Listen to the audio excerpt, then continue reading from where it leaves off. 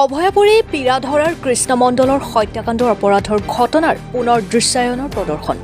কৃষ্ণমণ্ডলৰ পত্নী মধুমালা মজুমদাৰৰ লগত বাক্সা জিলাৰ বিশ্বজিৎ চৰকাৰৰ অবৈধ প্ৰেমৰ বাবেহে হত্যা কৰা হৈছিল কৃষ্ণমণ্ডলক।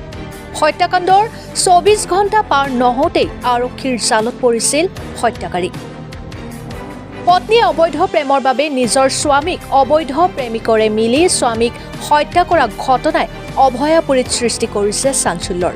হত্যাৰ মাষ্টাৰ মাইণ্ড কৃষ্ণমণ্ডলৰ পত্নী মধুমালা মজুমদাৰ আৰু অবৈধ প্ৰেমিক বিশ্বজিৎ চৰকাৰ যৌথ পৰিকল্পনাৰে শুকুৰবাৰে পুৱতি নিশা অভয়াপুৰী পীৰাধৰাৰ কৃষ্ণমণ্ডলৰ নিজ বাসগৃহত সংঘটিত কৰিছিল লোমহৰ্ষক হত্যাকাণ্ড।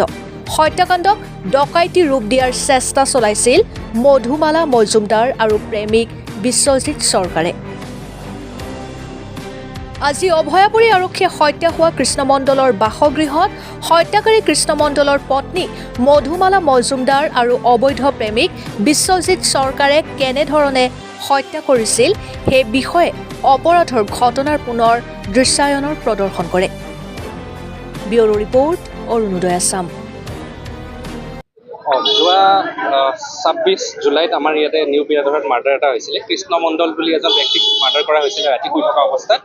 তো সেই হিচাপে আমি কেছটো এদিনতে ক্ৰেক কৰিলোঁ আৰু যোনকেইজন একিউজ পাৰ্চন তেওঁলোকক আমি এৰেষ্ট কৰিলোঁ ২৭ তাৰিখে। সেইমতে আজি তেওঁলোকে ঘটনাটো কেনেকৈ কৰিলে, ক্ৰাইমটো কেনেকৈ কৰিলে তাকে এটা ডেমনষ্ট্ৰেশ্যন এটা লোৱা হ'ল, যাক আমি ক্ৰাইম চিন ৰিক্ৰিয়েশ্যন বুলি কোৱা হয়। তো সেই হিচাপে তেওঁলোকে দেখাই দিলে আমাক তেওঁলোকে কোনটো সময়ত কোনটো ৰুট ফ'ল' কৰিছে, কোনটো ৱেপন ভিক্টিমগৰাকী কেনেকৈ শুই আছিলে, কেনেকৈ মাৰ্ডাৰটো কৰা হ'ল তেওঁলোকে ডেমনষ্ট্ৰেশ্যন এটা দিলে। তো সেইখিনি আছিলে। ঘটনাটো এইদৰে আছিলে, মানে ভিক্টিমজন কৃষ্ণমণ্ডল, তেখেতৰ ৱাইফ, তেখেতৰ নাম হৈছে মধুমালা মজুমদাৰ। ৱাইফগৰাকীয়ে এজন বিশ্বজিৎ চৰকাৰ বুলি ব্যক্তি এজনৰ লগত আজি কিছুমাহ ধৰি ৰিলেশ্যনশ্বিপত আছিলে আৰু তেওঁলোকৰ মেইন মটিভটো হৈছে, মধুমালাৰ মেইন মটিভটো হৈছে যদি হাজবেণ্ডজনক মানে কিবাৰ পৰা গুচাই দিব পৰা যায় তেতিয়া তেওঁলোকে একলগ হ'ব পাৰিব। আৰু তেওঁলোকৰ অলপ চাগে মটিভেশ্যন প্ৰপাৰ্টি মাটি বাৰী লৈও আছিলে। তো সেই হিচাপে সেইকাৰণে তেওঁলোকে মাৰ্ডাৰটো কৰিলে। কিমান মান সময় আছিল? মাৰ্ডাৰটো খুব সম্ভৱ ১টামান বজাত হৈছে আৰু তেওঁ তাৰপাছত মাৰ্ডাৰটো ডকাইতিৰ ৰূপ দিবলৈ মানে যিখিনি ঘৰত সম্পত্তি সোণা গহনা ধৰি লওক কেছ ইত্যাদি আছিলে সেইখিনি ৱাইফজনীয়ে মানে ভিক্টিমৰ ৱাইফজনীয়ে তেখেতক দিলে আৰু সেইটোৰ কাৰণে অলপ দেৰি হ'ল। কাৰণ যেতিয়া মাৰ্ডাৰটো হৈছিলে তেওঁলোকৰ এজন এডপ্টেড চনো আছিলে, এডপ্টেড ল'ৰা এজন আছিলে। সেই ল'ৰাজন সাৰ পালে, সেইকাৰণে তেওঁ অলপ ৰখি দিব লগা হ'ল। ধৰি লওক আধা ঘণ্টা ১ ঘণ্টামান ৰখি দিছে। তাৰপিছত তেখেতে বাইকটো পাৰ্ক কৰি থৈ দিছিলে অলপ দূৰত, বাইকটো লৈ খোজকাঢ়ি ওলাই আহিছে এইটো ৰাস্তাত। সেইটো আমি এতিয়ালৈকে গম পোৱা নাই। আমি যিখিনি চাইণ্টিফিক টেষ্টিঙৰ কাৰণে FSL পঠোৱা হ'ব বস্তুখিনি, তো তাৰ পাছত ৰিপৰ্ট পোৱাৰ সময়তে আমি গম পাইছোঁ। এই দুজনে জড়িত আৰু এই দুজনে জড়িত আৰু কোনো নাই।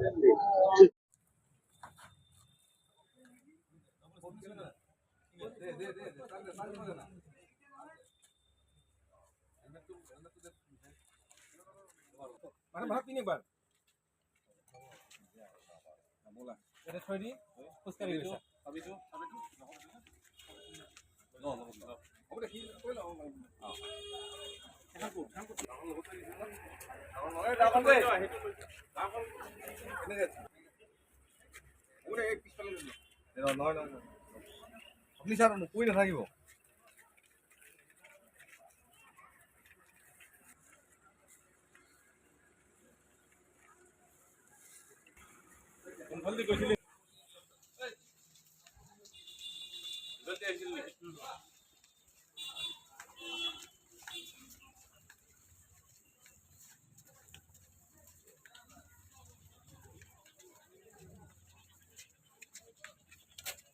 পানী আছে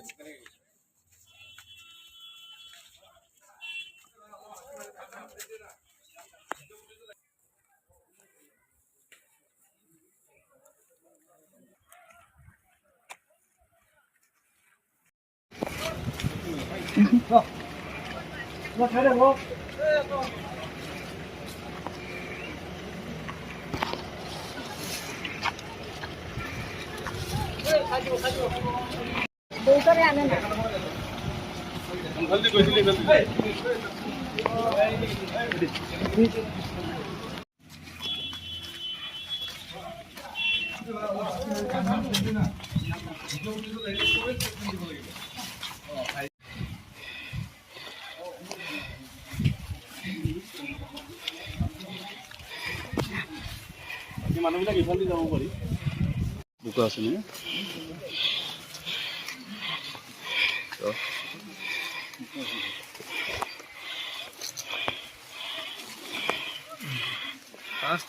হ'ব আৰু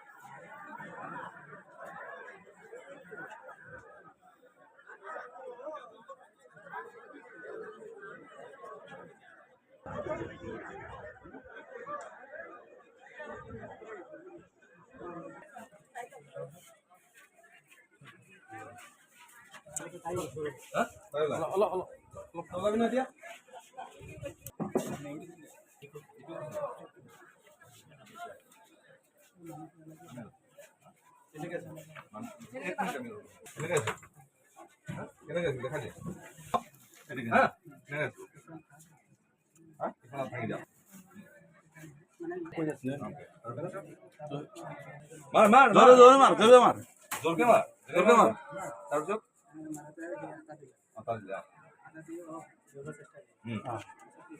ঘূৰি গ'ল ঘূৰাই দিয়া মানে ঘূৰি গ'ল তাৰপিছত গুচাই দে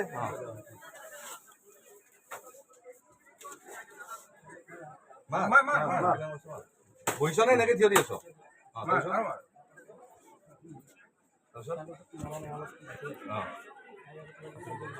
কি কৈছে কি কৈছে ক কি কৈছ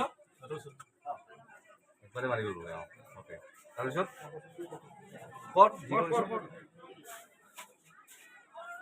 তাৰপিছত কৈছে কৈছে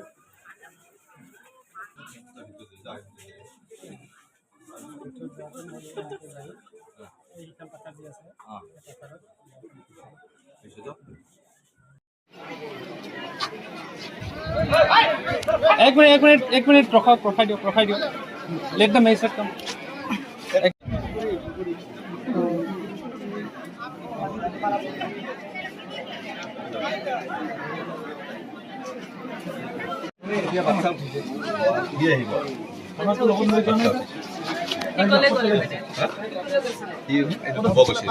যাব দিয়া ধুব এইটো যাওঁ মোনাটো তাতে আছে হ'ব ন গম পাই যাম নহয়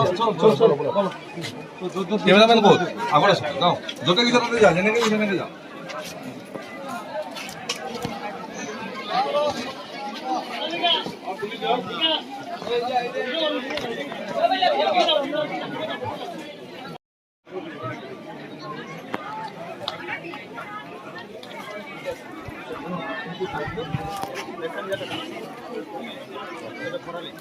অনুপ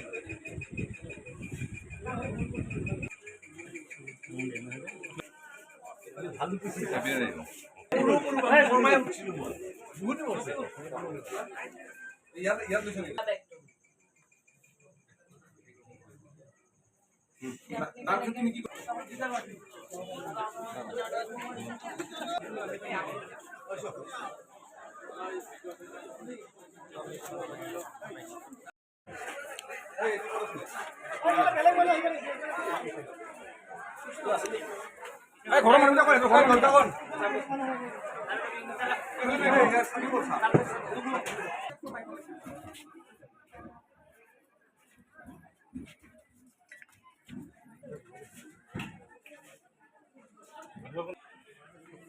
আছে নাই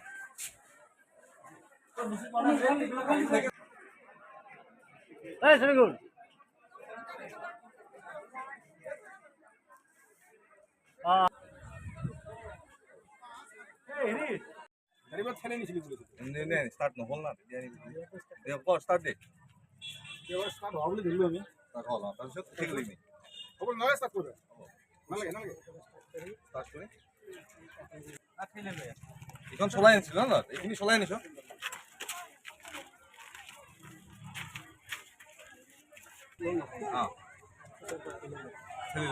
ঠেলি কোনটো ৰাস্তাতে গ'লে এতিয়াতো ঠেলি এইপিনে আমি নাযাওঁ হা মানুহ বহুত আছে গাড়ীত উঠাই লৈ যাম তই ৰাস্তাটো দেখাই দিম হয় নে অলপ ঠেলি নিবি ইয়াত ঠেলিলে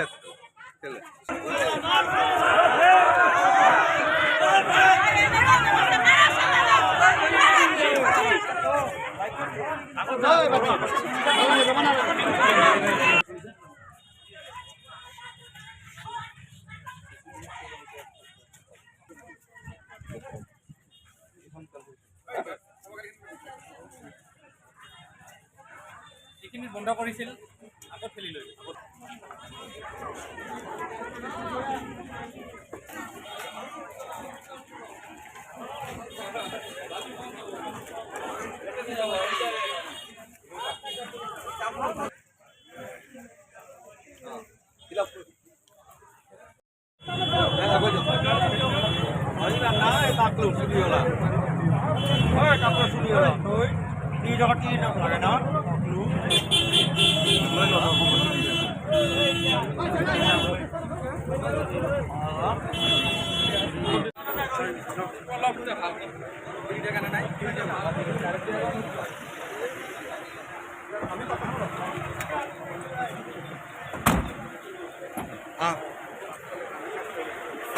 দৌৰাই লৈ যাব লাগিছিল